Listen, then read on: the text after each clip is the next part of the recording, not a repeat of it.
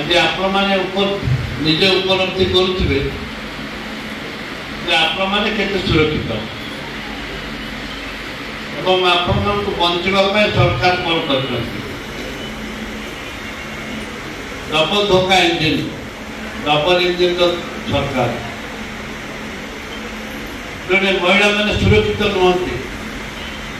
ସମ୍ବିଧାନର ଉଲ୍ଲେଖ ଅଛି ମହିଳାମାନଙ୍କୁ ସୁରକ୍ଷିତ ଦେବା। ପ୍ରଥମ ଜନସାଧାରଣ ଗରିବ ଖଟିକା ମଧ୍ୟ ଚାଷୀ ମୂଲ୍ୟମାନଙ୍କ ସୁରକ୍ଷା ଦଉଛି କି? ନରେନ୍ଦ୍ର ମୋଦି ଆସିଲା ପରେ ଆମ ସମ୍ବିଧାନକୁ ତିଳ ତିଳ କରି ଧ୍ୱଂସ କରିବାକୁ ବସିଛନ୍ତି। ଗଣତନ୍ତ୍ର ସମ୍ପୂର୍ଣ୍ଣ ଭାବରେ ବୁଝିଡ଼ି ଯାଇଛି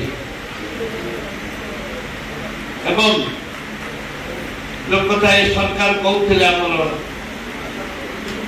ମହିଳାମାନଙ୍କ ସୁରକ୍ଷା କଥା କହୁଥିଲେ।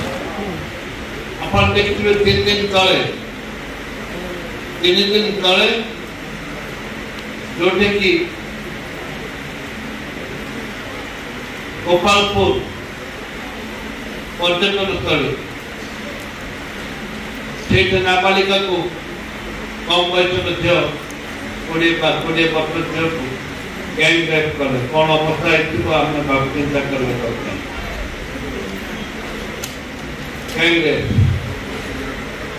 ପରଦିନ ମୁଖ୍ୟମନ୍ତ୍ରୀଙ୍କର ଜିଲ୍ଲା କେନ୍ଦୁଝର ଜିଲ୍ଲା ଗ୍ୟାଙ୍ଗ ରେପ୍।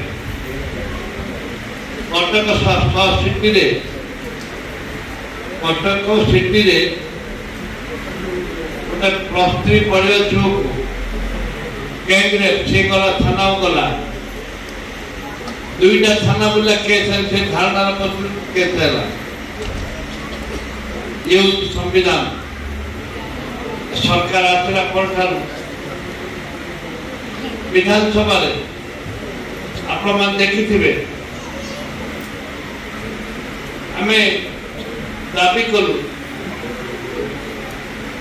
ଦାବି କଲୁ ଏପରି ଭାବରେ ଓଡ଼ିଶାରେ ସ୍କୁଲ ମାନଙ୍କରେ ଝିଅମାନେ ଗର୍ଭବତୀ ହେଉଛନ୍ତି ହୋଷ୍ଟେଲରେ, ଗରିବ ଲୋକ ଆଦିବାସୀ ଦଳିତ ଲୋକମାନଙ୍କ ପାଇଁ ତ ହୋଷ୍ଟେଲ ତିଆରି ହେଇଛି, ସେଇଠି ଝିଅମାନେ ରହୁଛନ୍ତି। ସେଇଠି ତାଙ୍କୁ ଗର୍ଭବତୀ କରୁଛନ୍ତି ଏବଂ 10ମ ଶ୍ରେଣୀ ଛାତ୍ରୀ ଛୁଆ ଜନ୍ମ କରୁଛନ୍ତି। 6 ମାସ ପିଲାକୁ ରେପ୍ ଆଣ୍ଡ ମର୍ଡର ଝିଅକୁ ବାରମ୍ବାର ଏ କଥା ବିଧାନସଭାରେ ଆମେ ଉଠେଇଛୁ।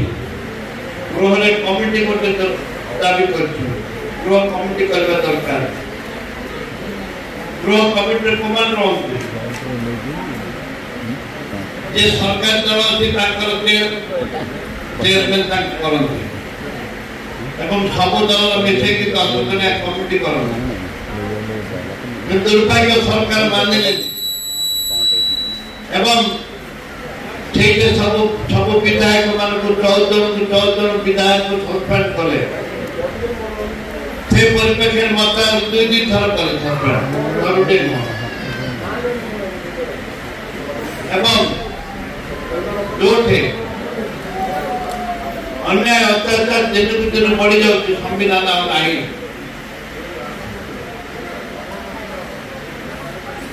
ମୋଦି ସରକାର ଆଚ୍ଛା ଦିନ ବୋଲି କହିଲେ, ବର୍ତ୍ତମାନ ବର୍ଷ ପୁରିଲା ବୋଲି ଆଚ୍ଛା ଭଲ କାମ କରୁଛି ବୋଲି କହିବା ପାଇଛନ୍ତି। କାହା ବାପା କହିଥିବା ସମ୍ପତ୍ତି ଗରିବ ଖଟିକା ମଜଦୁର ମାନଙ୍କ ଟେକ୍ସରେ ପ୍ରତି ସରକାର ଏଠିକା